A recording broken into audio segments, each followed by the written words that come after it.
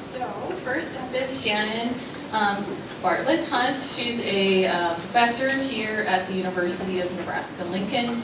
Tania Biswas is also here at the university, and she's with the Nebraska Water Center's Water Sciences Lab. Then we've got Jennie Barron from the Swedish Ag University. I know that's not quite right, but you can tell us more about it. Thank you she's been with us here for the past couple of days from the Global Conference. Annette Sudbeck is with the Lewis and Clark Natural Resource District.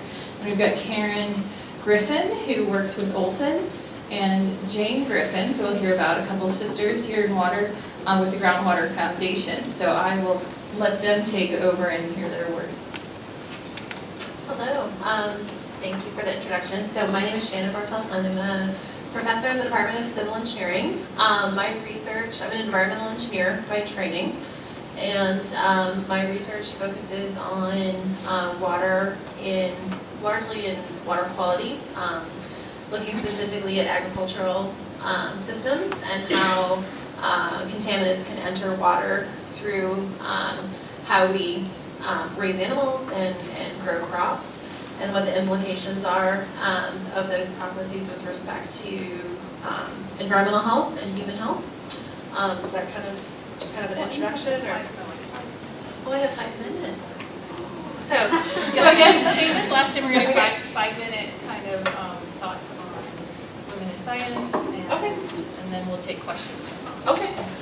Well, I don't have really formed ideas. I might have to take a pass and come back. But okay, I'm gonna take a pass. That's okay. Hello, everybody. I'm Tania Biswas. I work at the Water Sciences Lab, which is part of Nebraska Water Center. We are on East Campus. UNL has 3 campuses, City, East, and Innovation Campus. So we are on East Campus. And our lab has been in existence from 1990, but I have joined the lab around 2 years ago. So I'm pretty new in this position as a research lab manager. I have come a long way 12 years ago from India, and have done my PhD from University of Maryland, College Park, lived in DC for 6 years, then lived in the Great Lakes where I did my postdoc on Lake Erie issues related to environmental quality and chemical pollutants. And now I'm in Nebraska working in Water Sciences Lab, where I still continue to work on the issues of environmental quality. Now through technology, we are a technology-based core facility.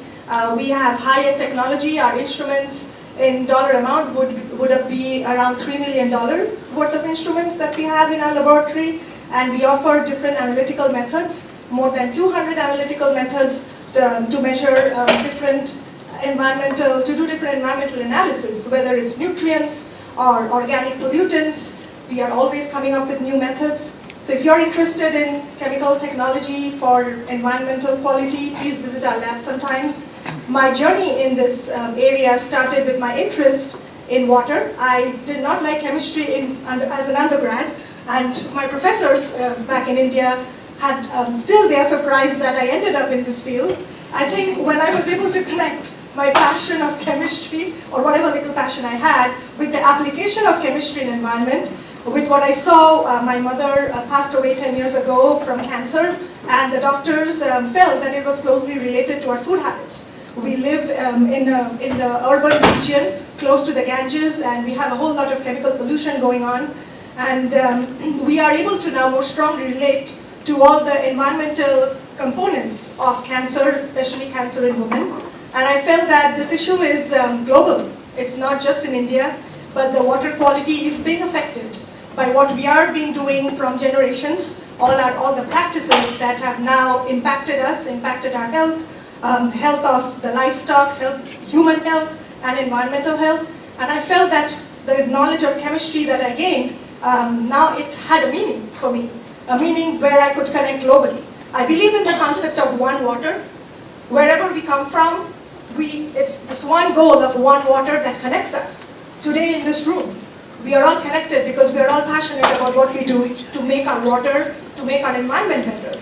So I look forward to questions that you may have about my journey and about my passion in water, or about my experience in India and what we have been doing. And I'm still collaborating with some researchers there on projects. So I'll be very happy to answer questions about that. Thank you.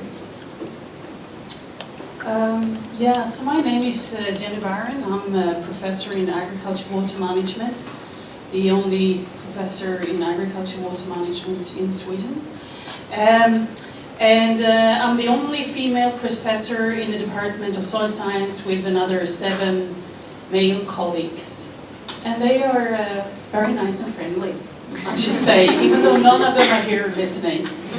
But I think it's quite telling of the kind of environment where I've been working for the last 25 years, and even when I went into masters. And I came here today, and I remembered when I was invited actually for a Water for Food event in Seattle 2014. And I didn't think very much about gender. I still try not to have gender glasses on every day in every issue I deal with, but look at the people and the solutions and opportunities in that. But in 2014 I was invited to sit on a panel on the Water for Food conference in Seattle.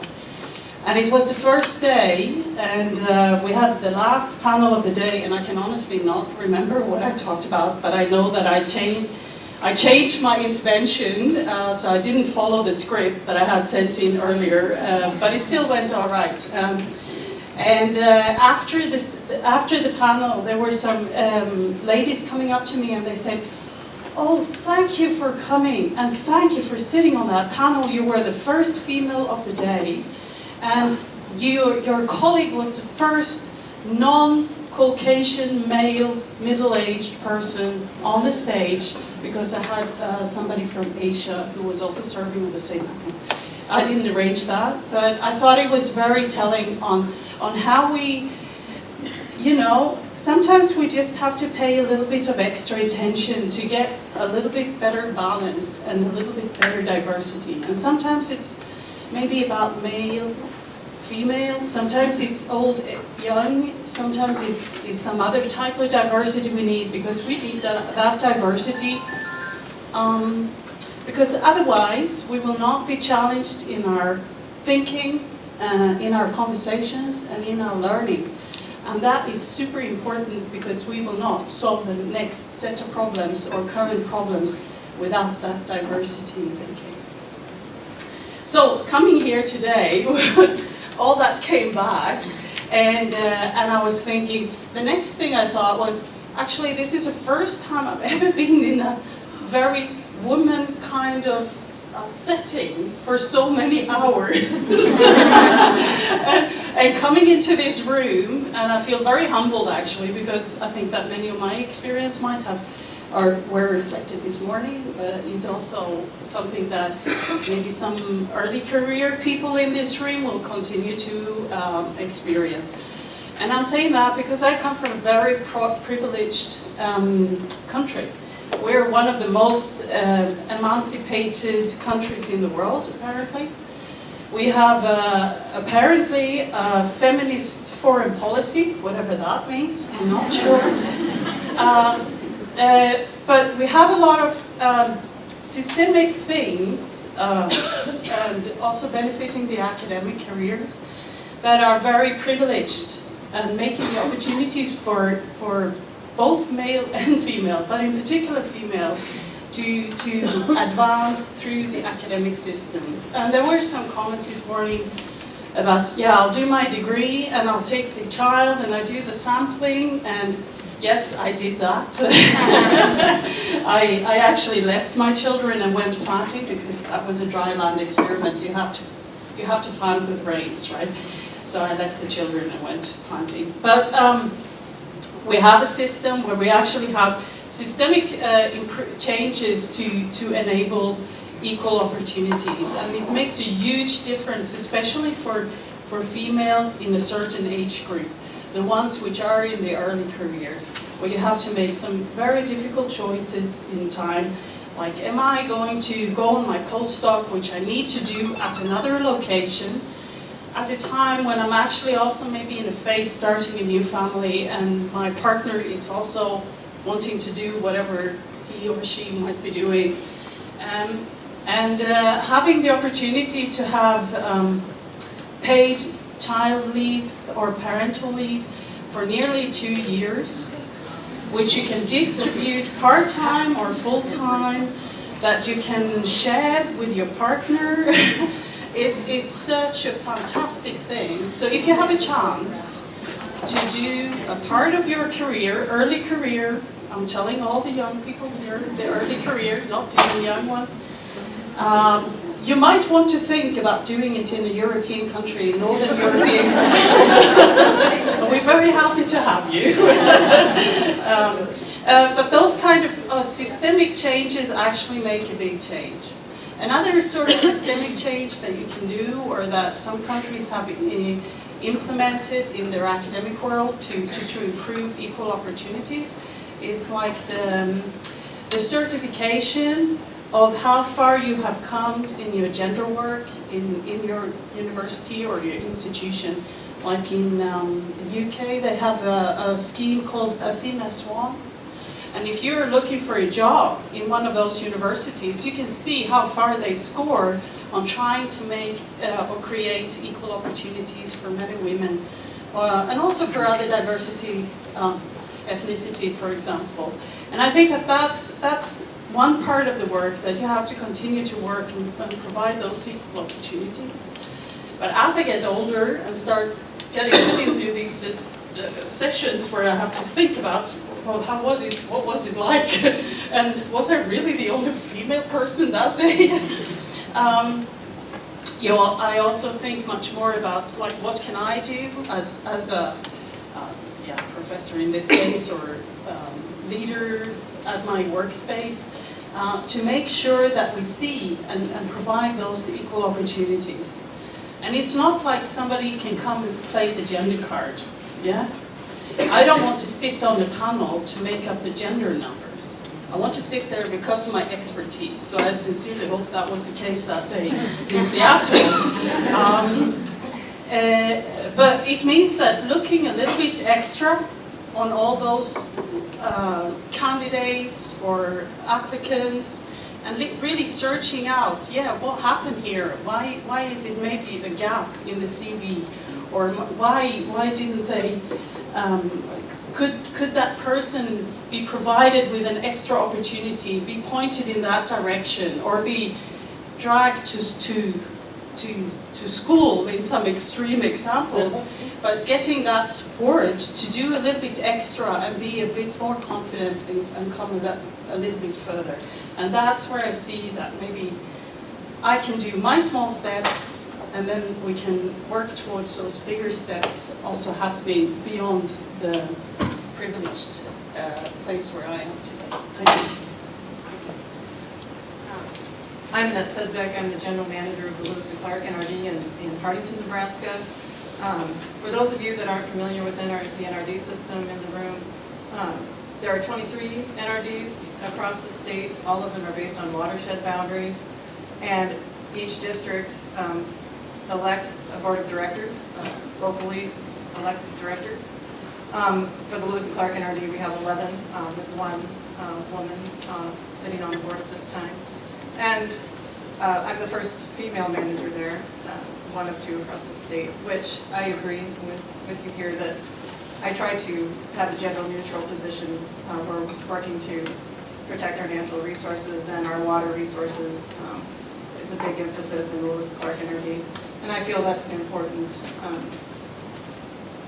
level to maintain. But the gender card does get played, and it is difficult to have enough women at the table to represent fairly all of the views of the population that our board members are representing. And I think that's an important message that we should carry forward more predominantly than has been done in the past, carrying that message to people and asking them to run for the boards, as we discussed earlier. We can all play a significant role there. So with the Lewis and Clark NRD, each NRD has 11 or 12 statutorily defined responsibilities that they may focus on within each NRD. Responsibilities vary. With the Lewis and Clark NRD, groundwater quality and quantity is a major concern. And we've been working in our group with our NRD to do so. I'm sorry, I'm a little bit off the line of where I wanted to be. So, basically, I wanted to focus on the fact that our local needs with local management is a very effective method for improving our natural resources, for protecting what we have for those 7 generations to come. We have a lot of ground to make up for what's been happening with agriculture and impacts on our water quality. And I believe as women, we all have a point that we can make, whether that be in our households, with our children on a day-to-day basis, going to our schools and talking to our kids, and carrying that message forward a little bit more predominantly in our day-to-day activities. And one thing I also wanted to really emphasize is the NRDs, the success of the NRDs across the state is all based on partnerships.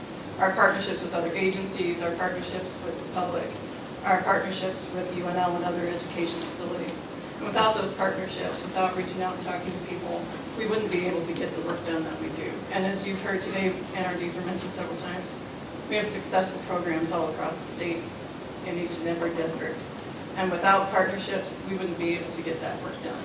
DEQ, DNR, and especially with our students in our schools and our public. So I really encourage everyone to do as much as they can to reach out to your youth and talk to them, just to look internally and see what you are able to carry forward as a message to protect our natural resources and especially our water.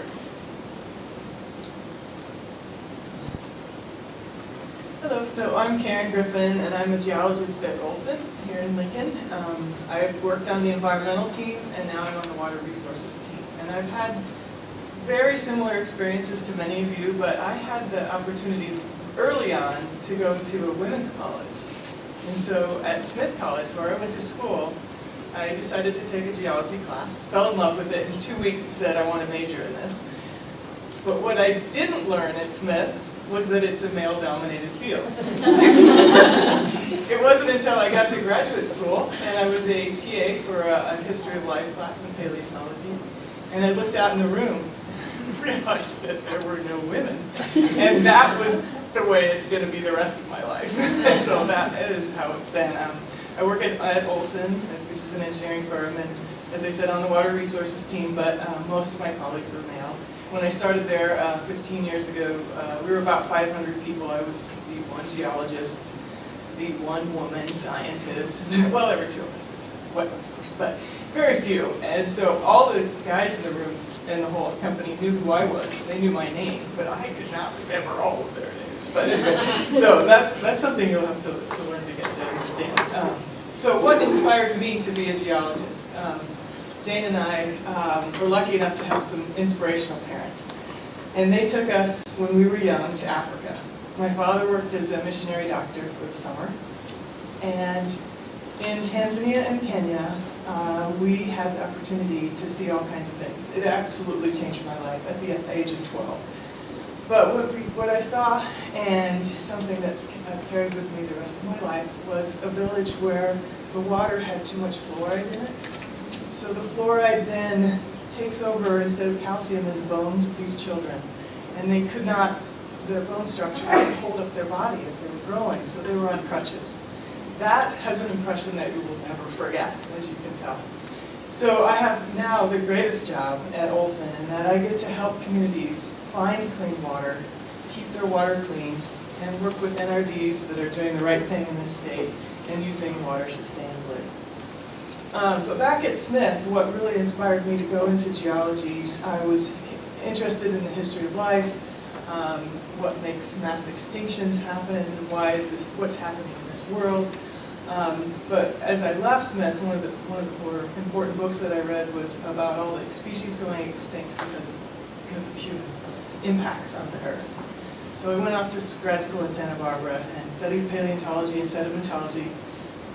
Nothing really about groundwater and aquifers, but when I got out of school, I had the opportunity to go into an oil company job, an exploration geologist, which is where most of the folks in the 80s were going as geologists. But it just didn't feel right in my gut. And I went off and said, okay, I'll find something else. And I got a job as an environmental geologist, helping clean up the groundwater. Great thing. And it really does help me sustain the work that I do and keep passionate about it, that I know that I'm doing the right thing, sustainable water use and cleaning up the water in our city. So I have to say, though, it does get discouraging at times. And so what does keep me going? Being a paleontologist, I know about these extinctions, and climate change does have cause a lot of anxiety and concern. I just continue to learn and what I can do, what we can all do, and I brought one book that being a paleontologist I just started and love. It's called When Darwin Comes to Town. It gives me hope because things like this, there are species out there that are adapting to us now and doing better. I mean, that's not the answer, but it just made me smile. That there are biologists out there studying all the species that have learned to adapt to our communities and are living with us in these big cities.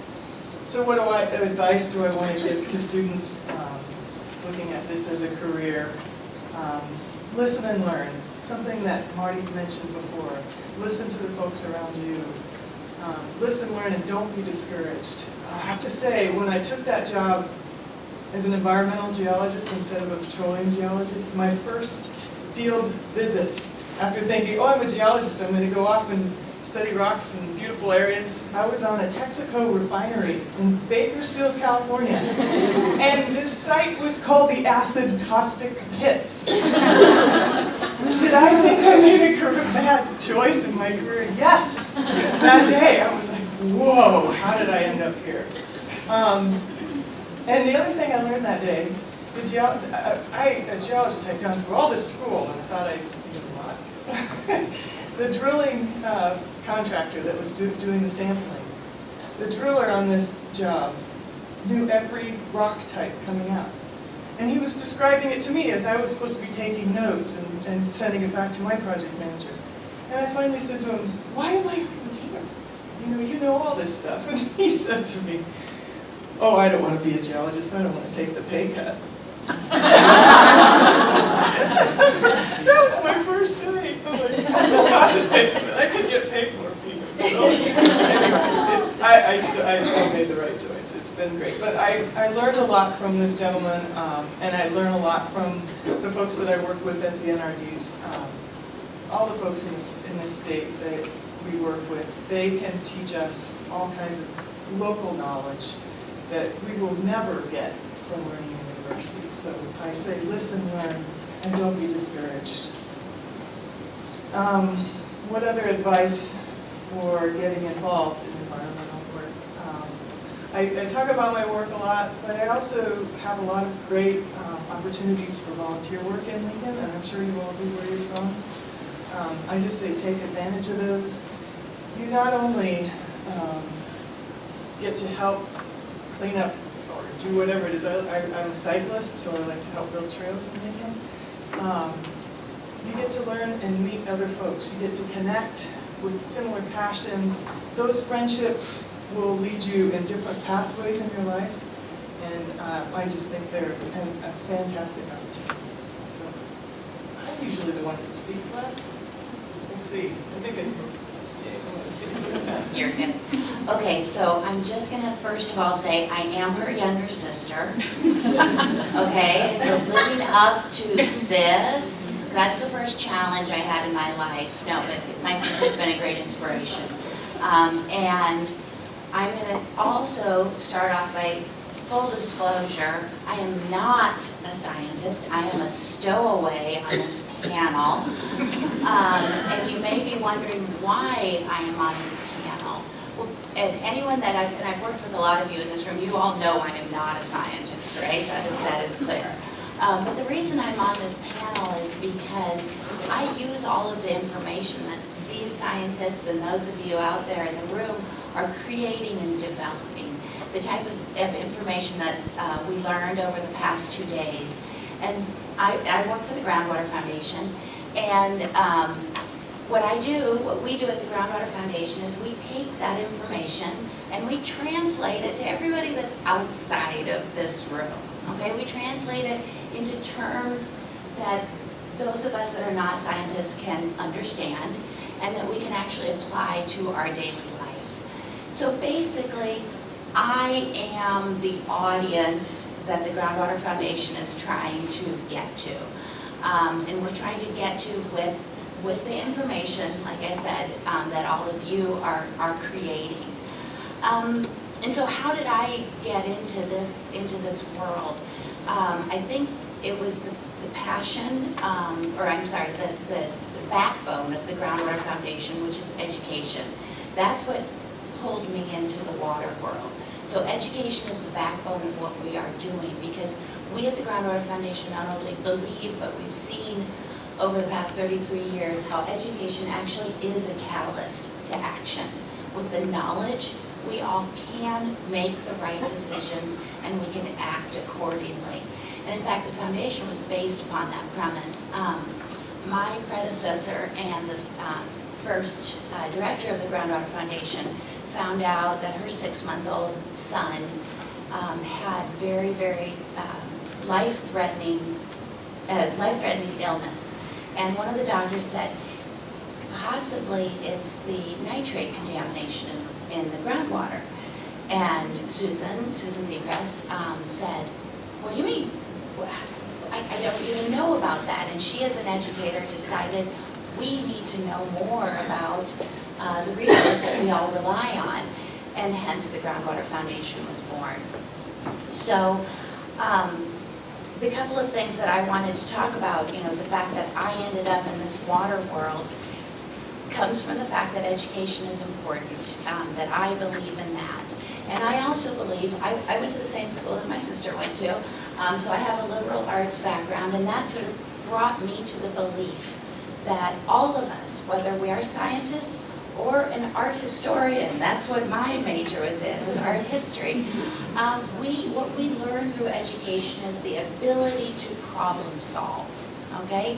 So whether you are looking at a mathematical equation or you're trying to decide what Michelangelo was trying to convey in his David statue, we are all looking at how to resolve that problem. And so that's what we do at the Groundwater Foundation, is we take the problems that exist, the issues that exist out there, and we try and find ways to creatively help people be a part of that solution. A couple of people mentioned the difficulties, and yeah, there are a lot of difficulties, especially when you're working for a nonprofit organization. But there's a lot of great rewards out there as well. I think Chelsea mentioned earlier that the lack of women that are in the leadership roles or in challenging roles. And again, I'm going to use myself as an example.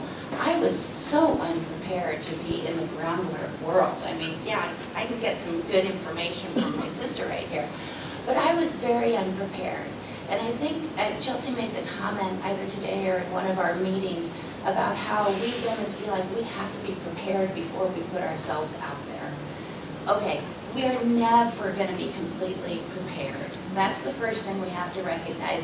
And as many of the women here today have also said, is that we have to always recognize that we are always learning. So we need to ask a lot of questions, and I do ask a lot of questions. So that, I think, is the module that is an effective module for us to understand. That yes, we can take that leap of faith, we can surround ourselves by the experts. What do I bring to the table? I bring the problem solving, they bring the science. We bring that together and we can be effective. So partnerships, asking questions are, I think, the solutions that we need to look for. I did forget one little thing I wanted to mention. I have worked for 4 different engineering firms, and one thing I thought of when listening to the other women here is that you really do have to make sure that company that you're working for, if you're going into the consulting world, that they are family-centric too. I have 2 boys, they're older now and back on my own again. But that was a challenge. Working for a company out in Colorado where we were cleaning up a Superfund site, our client was and luckily I could get home every day to the children for that reason. But as a geologist, I recognized when that job was finished that I was going to be looking for, I needed some help because I was a single mother at that time and I would be traveling a lot as a geologist. So that is one of the reasons I moved back to Lincoln, to have that family support. I have 2 sisters here and I knew if I'd have to go out of town, kids would be staying with me. But companies make a difference who you work for. The company I worked for in Colorado was difficult in that their schedule was so rigid. My boss was a woman. She had to quit because she could not make that work with her children and their schedule. So Olson, where I do work now, is very good about that. There are a lot of good companies like that, but make sure you're aware of how they're going to take that when you say, I need to go, my child is sick. I also wanted to mention one more thing before we move on. Sorry about that. We'll get back to you in just a second, Shannon. One of the things that I feel most important is being willing to accept the challenge when someone comes to you and asks you to do something like public speaking, which is not a strong suit of mine, but I look forward to the opportunity to give some guidance and some information where I feel that I'm comfortable doing so. And my strong suit is talking one-on-one with people, reaching out to someone over the phone, stopping at their office, visiting with them, sharing the information I have, or finding out information from them to help facilitate things for the NRD or for a landowner. And we aren't all good at the same things, but it's wonderful to be able to share what you are good at. Take the time to reach out on an individual level if that's where you're comfortable. But challenge yourself. Go out and find a challenge and take it on and go share your knowledge and share your expertise, because we all have really wonderful things to share with each other. So, thank you for your time. Okay, so I just reinforced the stereotype that faculty are the worst students because I just jumped right up here not knowing what I was doing and not having done my homework, but I'm also a quick study, now I know what I'm doing. So I guess just to kind of go through my history. So I grew up in a very small farming community in Iowa, which I think is what led to my interest in the environment. And actually I went to college knowing that I wanted to do something for the environment, but not having any idea what an engineer was. And so I didn't discover engineering until I was a sophomore. And actually, over the, which is crazy, disapproval of my mother, who said, oh my God, you're not an engineer, don't do that to yourself. I went into engineering and actually really loved it. And I think the reason she felt like that was because I was fine at math, but it wasn't my passion. And so I think that's part of the misconception around engineering, and I think what some people have stated up here is that it's really about problem solving, right? So it's actually about people and problem solving. And so that's what I really love about that discipline. I also, within environmental engineering, had an interesting experience because engineering in general is very male dominated, and it was at the institution I was at for bachelor's, master's, and PhD, basically anywhere you go. But my discipline of environmental engineering has very good gender balance. So about half, roughly, of the students I was an undergraduate with were women, and so that was an amazing experience. Same thing when I went to graduate school. Not so much when you show up on the faculty. So I'm currently a full professor. In our college, there are 9% of the full professors are women. And so that's really something that we need to address, because there is this sort of leaky pipeline in academia, and I'm happy to say 30%, although it's not meeting US demographics of our assistant professors are women, but as you continue up the chain, the gender dynamics just shift. So something I work to address throughout that process of moving through an academic profession. I have 2 children, and so that's always been something that's been a balancing point for me, and I think, as some other people have stated, it's really important to just know what your priorities are, and I think that's one thing I actually like about academia, is that it is actually really flexible. So I'm not in my office before 8 and I'm gone at 4, but I'm working again at 8 or 9 at night on my couch. And so that's just something I've been able to do and I've never been apologetic for. I've always said, nope, I'm not going to make that meeting, and that's just the way it is. And then I think the last thing I'll say around, I guess, gender in my work and water quality It's just that I think that what I have brought, or what one of my interests is working in collaboration with others. And I actually think that some of the skills that I bring to that, I don't necessarily always find in all of my male colleagues, but not totally being generalistic, but communication and really empathy, I think, is one of the really important components of collaboration, and something that we have to keep in mind in the sciences.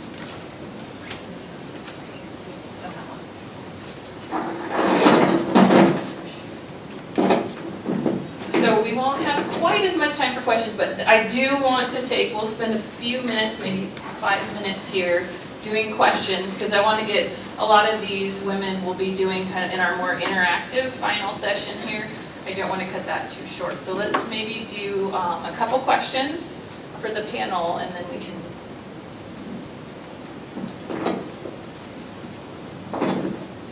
My name is Brooke Welsh. I work with JEO Consulting Group, and through that experience, we work with a lot of NRD boards and environments that are very male-dominated. From a young female perspective, are there any particular strategies that you've identified to help establish credibility when working with those types of people? Yeah. You gotta know your stuff. No, I think preparation when you're going up, because I've had to do that many times, and that's board being one of them. But yeah, know your stuff. But realize too that you know it better than them at this point too. So you need to, as a scientist or an engineer, get up there with your information well organized. Learn something from your sister, how to communicate it well, and then listen to them too. Don't think you know it all, because you need to hear their perspective, but you will bring something to the table that they don't. It's always good. The one thing I would really focus on is to, before you go to the meeting, you know what you're going to present on, or you have a pretty good idea of what you're going to be talking about anyway. Anticipate the questions they're going to ask you. Think through ahead of time what you think the interests of the board are. Ask questions of the staff if you feel you need to in order to prepare yourself. I think that anticipation of what the conversation could be gives you more time to prepare ahead of time, like so that would be my biggest recommendation to you. I think generally it's also good to build a couple of alliances, some strategic alliances, because not everybody is your enemy, but it's good to know who maybe is somebody who's more on your side or sympathetic to your issue, and maybe have a pre-conversation sometimes if it's a really continuous conversation. It's good to have some preparatory conversations informally before a big meeting or a big issue comes up, and having those alliances or good relations with friendly colleagues is a way maybe to navigate, especially if you're in early career in a new space. I would also recommend to, at some point, have maybe some alliances which are like more in a mentoring position, especially during your early careers. That can help getting perspectives on your overall, so you don't drown in the everyday detail, but actually can lift your nose and see, oh, am I going in the right direction? Am I doing what I want to do? And maybe help making some more hard choices every now and then. Another question. On the issue of STEM, I'm always interested in how the process is for women of color entering into the STEM field. And, just based on my own experience with education and, the things that I experienced with institutional racism, that discouraged me, initially, and, having my mom, encourage me to get back into school, and then being in a setting where I was, which was primarily native, and being supported because they brought out professors to us from UNL. You know, that made a huge difference to me. But I guess I'd like to know how is that carried out now in, you know, the mainstream. Thank you. Well, as a woman of color myself and as an immigrant, I started my journey in the area of water, I would say 15 years ago, and I have been in this country starting from my doctoral program 10 to 11 years ago, and I understand there are challenges. I'm not going to say it's an easy process. And we all come from very different places, like even from outside the US, there are multiple countries that we come from, and we are perceived to be all the same, which was very interesting. My experience as my childhood from India and that small part of India is very different from my colleagues who have come from Africa. But for people here who have probably not been to, traveled internationally, we were both the same, even to professors. And I found that very interesting, and I found that my identity and way I define myself, the way I introduce myself, I had to learn how to change and how to engage with people, a variety of people. I would say that was a good character development for me. And I think I am who I am today, I'm able to speak is because of all the experiences I've gone through. Resilience is one thing you learn as a woman of color. I think things are changing. We are becoming more aware of the gender dynamics of representation. And there's no better time than now to make a difference. I think all of us here feel not only better representation of women in the field of water, in the field of environment, but also women of color, women of minority. I think there is no better time than now that we can do so. Do you have any specific I know we have a lot of international students at the lab. Are there some, how do you work, as you lead those students, thoughts from that? Thank you, Crystal. I should have mentioned that. I think I feel, I didn't know it was an advantage that I have been exposed to so many different cultures. I speak multiple languages and I can quickly connect to people from different backgrounds. I had no idea that this was a gift that I had until I came into this managerial position where training is a major component of what I do. And when international students come to our lab, it's easier for me to communicate with them and their challenges. First of all, they are very new to our country. They're learning about agriculture as they are learning how to find their ways across the Lincoln streets and find groceries. So there are different levels of challenges that they face that I could connect to very quickly. And I think that was one of the reasons why there was better retention of international students as interns. And we have students from the Integrated Science Program. They are from Rwanda. There were 4 students who came to our lab last year. They learned a lot through our training program, but what they told me was they were able to integrate and share culture. Not only share knowledge about water, but share culture. And now we have 4 more students, recommended by them, recommended by their peers, who just wanted to volunteer this year. So I think that's a great question. It has been a very interesting experience being international myself. Okay. Can I add Yes, something? please Just do very that. quick? One last Yeah, thought. so one thing about science is that our academic careers build very much on our CVs, right? We get judged for what we publish and where we talk and who we work with and the proposals and whatnot. And that's actually a really big problem because I wish that we could decode sex as well as names and some of those things from some of the CVs that we're judging for applications. But it's super hard to do in the field of academics where you actually rely, your expertise and skills are shown so much through where you published and with whom you did. And I think that we could actually get less bias and get away from some of our gender or other diversity issues if we were able to decode certain processes within the system. But I just haven't figured out a way how to even try something like that. I don't know how to work with it. Somebody else? Do you have a minute or not? Less than a minute. Less than a minute. Okay, so, we've heard a lot of the post-secondary, but we at the Groundwater Foundation really focus on K through 12 a lot as well. So answering your question about there, what we try and do is all of our activities are hands-on.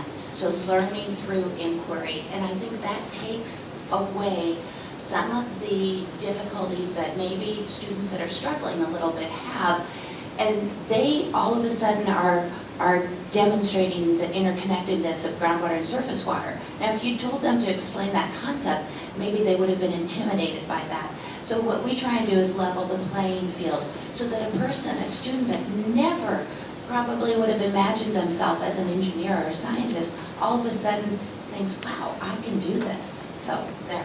Very good, thank you.